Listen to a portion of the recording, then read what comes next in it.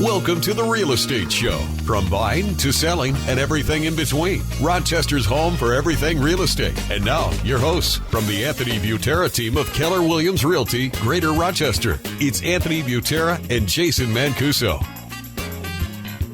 Hello, everybody. Welcome to episode 89 of the Real Estate Show. We got Anthony and Jason here.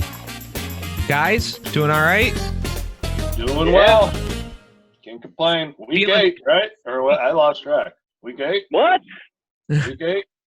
Week 8, day 5, cup of coffee, number 3 already in the books. Are we feeling positive about NFL or any sports happening at any point? Oh, you're going to ruin my day, man. Dude, NFL can happen. Yeah, it's going to happen. It just may not happen with fans. They have to, like, people will riot if there's not the NFL.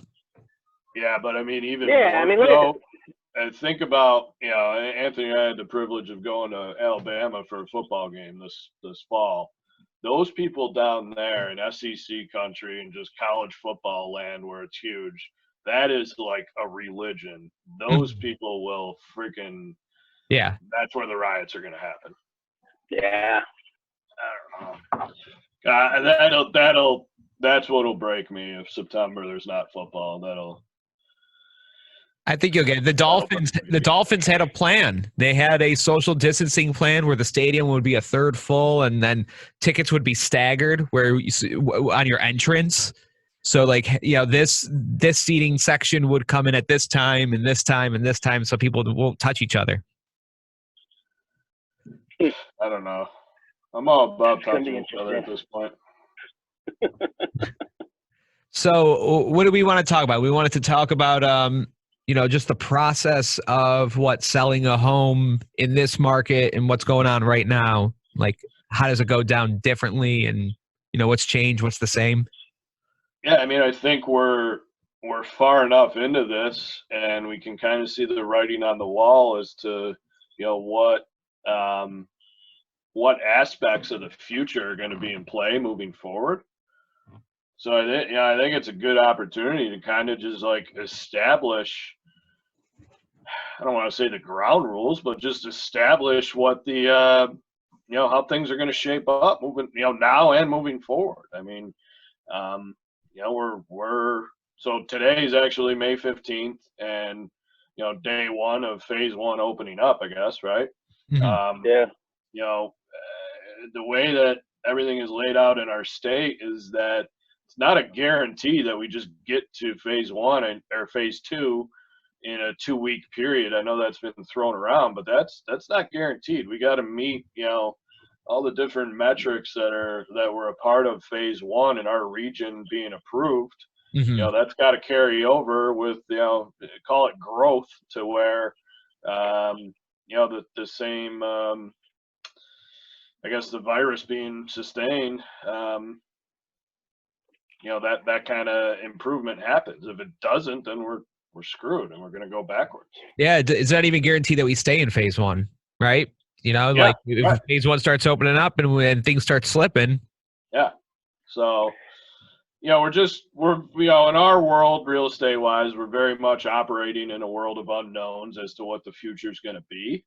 So, we're just taking it, one day, 1 week at a time, and operating to help the people that we can, to be as an efficient process as possible. Mm-hmm. So it's kind of, at this point, now that we're 2 months into these shenanigans, we're pretty well established with the process, and we're comfortable with it to where we can confidently recommend that, our clients are protected. Most importantly, week 1 of this was like, we don't know what the hell's going to happen. Look, you should probably just put this on the back burner for a minute. Now we're at a point where it's like, if you're selling a home, the time is now, because the market is just friggin' bonkers. Since we've been doing this podcast, and since, let's call it the last 5 years, year over year over year, every year the conversation is like, man, this is the craziest thing I've ever seen. And that's taken place to where it is now. And it's like that notion on steroids, that the market, this extreme sellers market, is just the craziest. Yeah, right, Anthony. I mean, it's whatever you want to call it, better or worse than it's ever been. So I think what we saw last summer and the summer before that, and I shouldn't just say summer. I mean, there were crazy years. We hit a new ceiling as far as values go. At least our perception was at that point that we hit that new ceiling. And, we were wrong. We were wrong about a lot of stuff, but there was just no way to predict what would happen right now. And last summer created a higher ceiling. And we went into this year going, okay, we know what the absolute highest we're going to see values is going to be.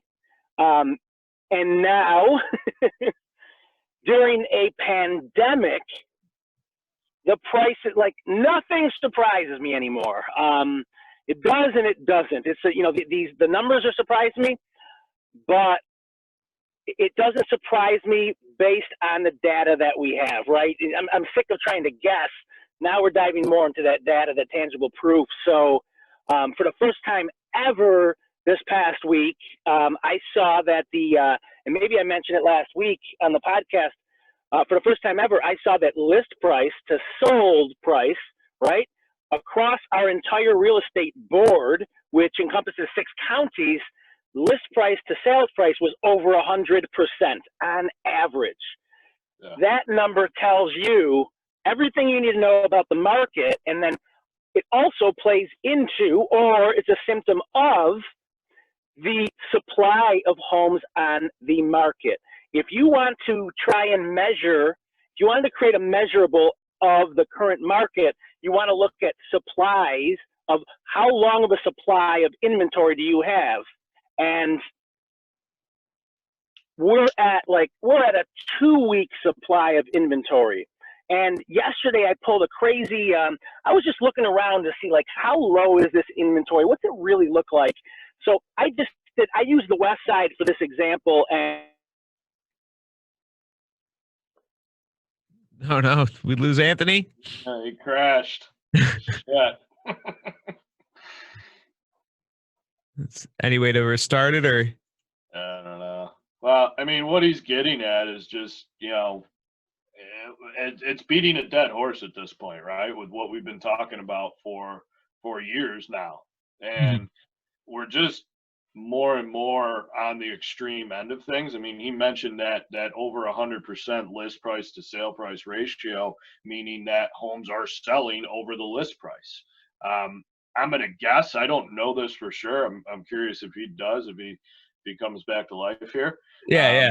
But in what was our crazy markets for the last couple of years, I'm going to guess that number was like a 95% type of thing, which is still pretty high. It takes into account all these offers that are going over asking price, and takes into account all the other houses that aren't as good and, sells for under or well under, or if the listing's mismanaged and it goes, it's listed too high and it sells for well under that. So it just takes into account the market as a whole, and that, being 100% or over that is a crazy number.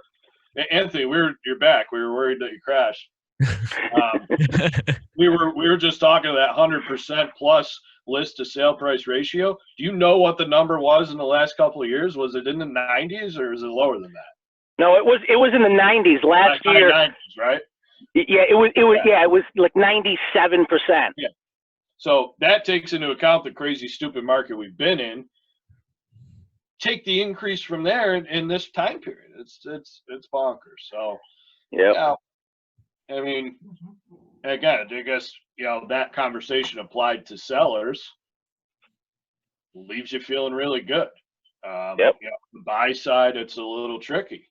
I actually just had this conversation with a buyer this morning, that they wanted to offer, under asking price for a hot property that I know is going to be hot. That was the statistic I threw at him. It's like, at the end of the day, we've talked about this too. Nothing changes from whatever you're comfortable with offering, but you're telling me you really want this house. And look, I got to do my job here and show you the data. Yeah. So and it's interesting what you said, right? Because everyone has a comfort zone, and although they feel like that, their number is, they have a fighting chance, and you just said it, right? We're comfortable spending this much. And I can appreciate that. I respect that and understand that. Yet, if you're not willing to get uncomfortable, this isn't the market to buy in. Yeah. And again, process-wise and just overall what we advise you on, we're going to make sure you're protected, to the extent that we don't have a crystal ball.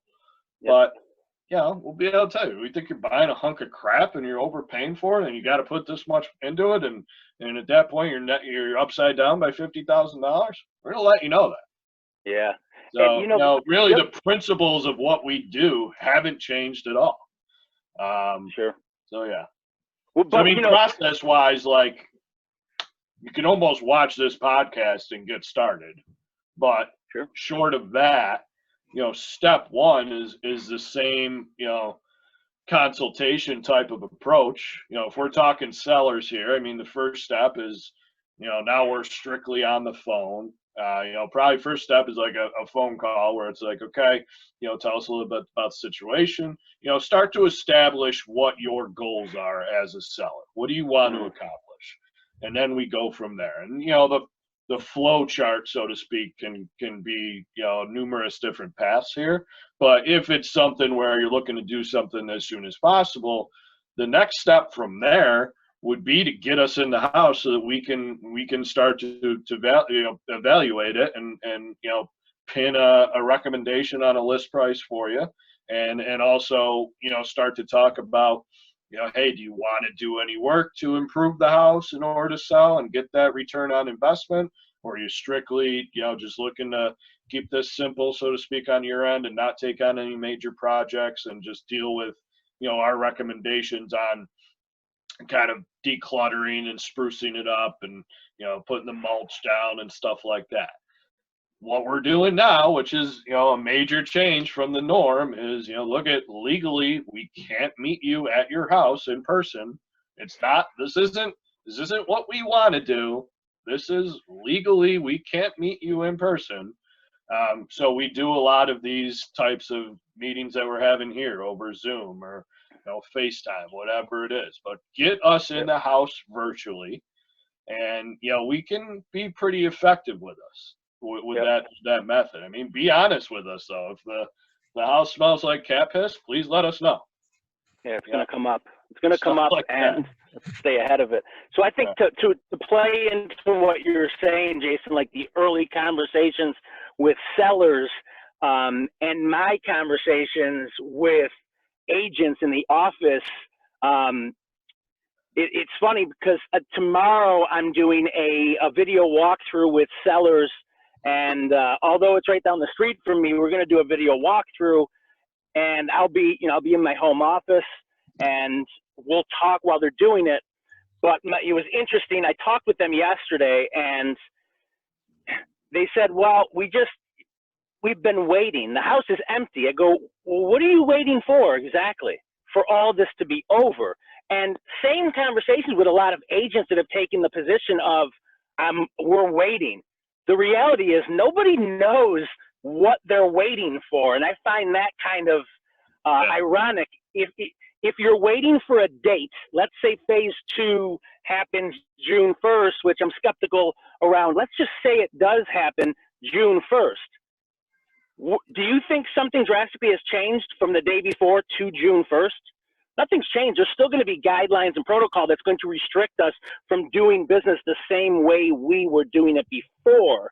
And we've adapted, and our new systems and models are around this current, this current pandemic and the way we have to conduct business. And we've been succeeding through, let's through paranoia, through fear, right? I mean, we had to adapt. We've got a big business, so we can't take the stance like an individual agent because our decisions are affecting more people than us. We have administrative staff with the team. We have a marketing person. We have buyer specialists. So, we had to figure this out, how to stay in business given the circumstances and how to do it safely. So I think what's important is there's a learning gap here from a lot of the agents and the sellers of what exactly are we waiting for. They don't understand that we can sell their home virtually, get top dollar in this current phase, because right now, starting today's phase 1, I promise you, you're going to sell your home for more today than when, let's just say, June 1st, hypothetically, it's back to normal, whatever that looks like at that point, because of the lack of inventory. It's simple. It's as basic as supply and demand. And if you have the ability to, I'd hate for you to leave money on the table for any other reason than safety. If safety is the reason, then fine. That's your call, but you are going to leave money on the table, because what's going to happen is when the public perception of normalcy really sets in, we're a month or more. Hold on one second. We're going to see a month or more supply hit the market in a 1 week, actually probably be a 2-day period. We're going to see the market's going to get flooded with listings. It's not going to be enough to quench the thirst of the buyers that are out there, but it's going to temporarily stabilize values. We're not going to have 25 offers. We're not going to have these crazy terms and buyers waiving inspections. Right now, today is when you want to get it on the market, if you have the ability to, and we can do it in a safe manner, which we've proven we can. And this isn't this isn't a desperation call, because we're busy. I mean, we're as busy as we were, if not busier, last year as a team. Yeah, no, and the safety conversation, like, I can understand if you have, underlying health risk, right? And it's just, if anything, that is probably going to lead to like I'm 6 months out, or I'm just going to pick this back up next year, or whatever it is. Totally respect any decision, but keep in mind, from the safety aspect, I guarantee you the way we're handling it right now is going to be safer than a month from now, if there's restrictions lifted and people are able to show houses at normal, again. So back into the process, I mean, we see your house virtually. We agree on, the progress we're going to make towards going live on the market, whether it's, the house is perfect and you have nothing to do and let's go, or, hey, do this, and this in terms of repairs, or, decluttering at minimum, or, just getting it ready to go live.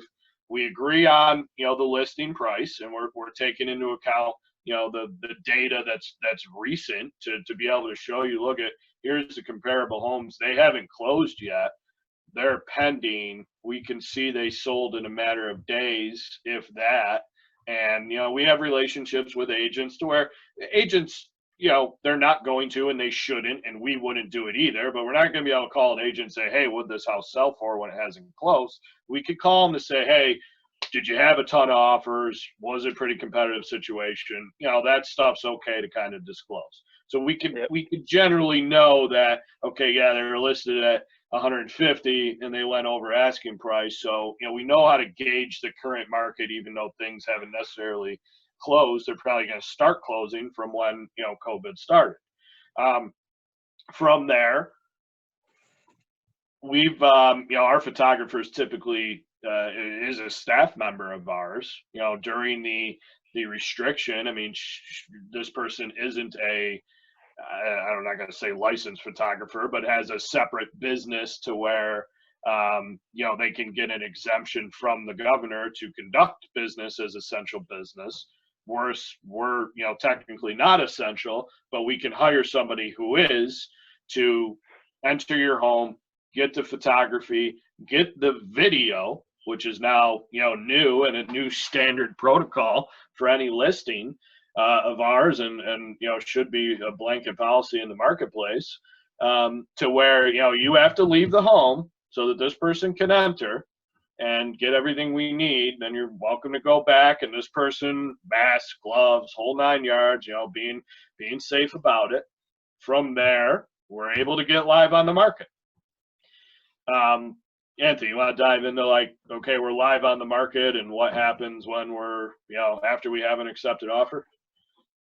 Yeah, so right now, safest way possible and legal way as well. So the day we receive an accepted offer, if the agent representing the buyers doesn't write in their offer, which there seems to be right now, it seems like there's a new way that everyone's kind of agreeing upon right now, which is to physically see the property within 24 hours of acceptance, right? So what that means is the buyers and the buyers only. If it's one buyer, then the one buyer goes in. If it's two buyers, they both go in. We facilitate, at that point, we can facilitate that showing because now they're a party to the contract. Once they're in a real estate contract, they are essential to it. So no issues there. And from there, they do their walkthrough. The contract is subject to a satisfactory walkthrough. And if the house is within a day, max, right? 2 days max, yeah, depending on what time it all plays out. But as long as they're comfortable moving forward after that walkthrough, and we've had really good luck. I think of the 50 plus houses we've sold since the beginning of this pandemic, I think maybe one got cold feet, and then it sold right away, right after. So that's pretty good. I'm not scared of that. And I want to know ASAP before we get into good faith deposits and attorney approvals. I don't want to make the contract too sticky if they haven't done their contract, if they haven't done their walkthrough, because now we have to backstep to get them out of the contract. And it's more of a hassle. So that's being done. It's being done well. And if there's a home inspection as a part of the contract, the home inspector and the home inspector only will go in there and conduct the inspection. Let me stop you there. Yeah. I want the importance of the understanding of this walkthrough contingency. You know, what it is okay, you can look at it as adding a step, but it's removing the step of having live showings at your home with all these people trampling through your home. So just think of, in this market that we've been dealing with for the last few years now, if you've got a hot property, it's safe to say there's going to be upwards of, 10 to 30 to 50 showings in a couple-day period. So that's showings. Then you have, okay, if it's a couple, very rarely is it just one person buying the home, I guess.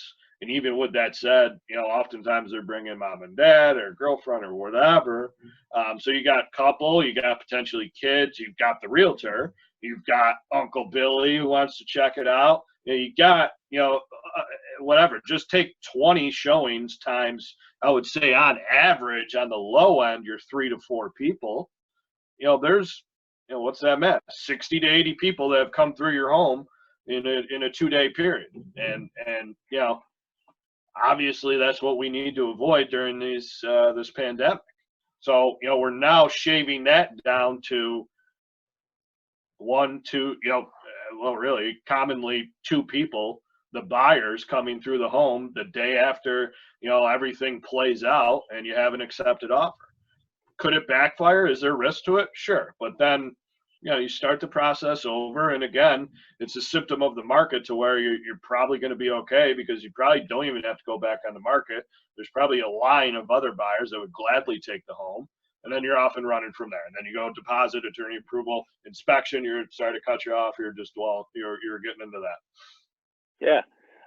So inspection is inspector only.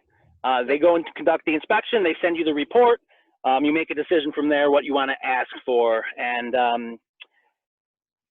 after the inspection, and, as a seller, keep in mind, there's no perfect home. So I wouldn't be too concerned unless there was something catastrophic wrong with the house, like a crumbling foundation or the roof is beyond its life expectancy. And like buyers in this market that are getting offers accepted, they've grown some callus on them, and they understand that they can't get what's the word I'm looking for? They can't get fancy in trying to ask you. They can't get greedy in trying to ask for stuff. If there's safety hazards, then by all means, sure. But there's no time to get greedy right now. So they know that there's other offers. They know a lot of them have lost out on other deals, so they don't want to test those waters. Right. after the home inspection, possibly an in-person appraisal. Most of the calls that I'm getting from appraisers to go and conduct the appraisal for the lender that the buyers are using if they're getting a mortgage, they're not even physically going inside in most cases. So we're talking after that, final walkthrough. So worst case scenario, you've got day one of contract, home inspection, appraisal, final walkthrough, right? So we're talking about 4 physical occurrences compared to a normal market where you could have 50 strangers walk through your house that all pick their nose and their ass before they walked in pre-pandemic, right? I mean, which one's safer? Yeah, obvious. Right? Yeah. I mean, that's the beauty of what we're doing is just, this is applicable to, conditions of a friggin' pandemic. But, just practically speaking, moving forward, what a world we've created for ourselves as an industry. I mean, this is like, if everybody bought into this, and I get it, it's different. It's not the same as choosing the home that you're going to buy to live in virtually versus seeing it in person and going out on the weekend and, having a tour and seeing, either going to 5 open houses or having your agent show you to 5 different homes. You can at least, you'll still be able to do that down the road, but you should be in a position now where you can, we've talked about it before, you should be able to view 5 virtual tours, decide what you want, what you don't want to see. I get it. There's going to be stuff that you can't get from, virtual methods that are provided. But, we're not telling you to buy a house without seeing it and show up on the day of closing and get the keys and go check it out for the first time.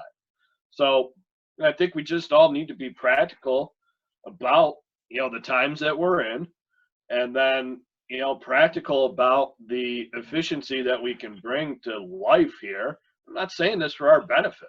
I mean, unless you're the person who, really enjoys, 5 Saturdays in a row of seeing 10 houses at a time, you're going to pick up a lot of time from this efficiency around the process too. And, again, for sellers, we can do it in a manner where you're taking advantage of market conditions and you're still, safe during a pandemic, and you're still protecting the transaction, so to speak. So this has really shifted to unknowns of how our world's going to operate to we've got it down, and we're really putting people in a position to take advantage of it on the seller side. A lot of what we just talked about, kind of similarities on the buy side. You just got to be. It depends on what your situation is, but if you're in a situation where you have to move and have to buy a house, it's been the same theme for the last few years, but you're not going to steal anything out there. Yeah, I think the biggest difference, Jason, a fair deal, but I think the biggest difference is, so your home for a lot of people is their biggest investment. We'll call it an investment, right? It's their biggest investment, and if you own that home and the values are going like this. Right now, with our knowledge and pulse for the market, we can kind of play Warren Buffett, right? I'm telling you right now what is going to happen when we're back to normal. If you have a choice between selling now or when we're back to normal, right now would be, we know what's going to happen to the values. They're not going to be as high as they are right now during this time. So what other times, what other stockbrokers going to be able to say, I can promise you here's what's going to happen? Well, I'm telling you this is what's going to happen. Don't get me wrong. When we're back to normal, you're still going to get top dollar for your home, historically speaking, year to date, last year or 3 years or 5 years. It's just not going to, it's going to flatline and go down a little bit when we're back to normal. Yeah. And to emphasize that point, like we may still have the same list price recommendation. You may lose the craziness effect to where it goes significantly over asking price or over asking price at all. And again, keep in mind, you list for 180 and it sells for 175, and 5 years ago you bought it for 140, whatever the example is. Still a win. yeah, you're not doing bad. It's just, again, right now, this isn't necessarily like a sales call, but it's just, look at, understand supply and demand. And if you want to take advantage of it, do it. All right. Yeah. So, And that, we're running out a little bit of time. We only got a couple minutes left, but Okay. So next time we're together, we're going to do the buy side of this. Buying. yeah, next week. We dive into it a little bit. I think we've covered a lot of it, but yeah, I mean, we'll probably have even more updates about, what's going to take place, because at that point we'll be, well into phase one. Hopefully all the news is positive. There may or may not be any, updates as far as how our industry is going to operate by that time. But obviously we'll use this platform to keep the market updated as much as we can. Cool. You can check out AnthonyButteraTeam.com. Subscribe to the Real Estate Show there, and our YouTube page, and on Facebook, all that good stuff. Thanks, guys. Right. Thanks, guys. See you. Thanks for listening to The Real Estate Show. Find us on Facebook, iTunes, Stitcher, and YouTube. If you're looking to sell or buy, talk to the Anthony Butera team of Keller Williams Realty, Greater Rochester. Visit AnthonyButteraTeam.com.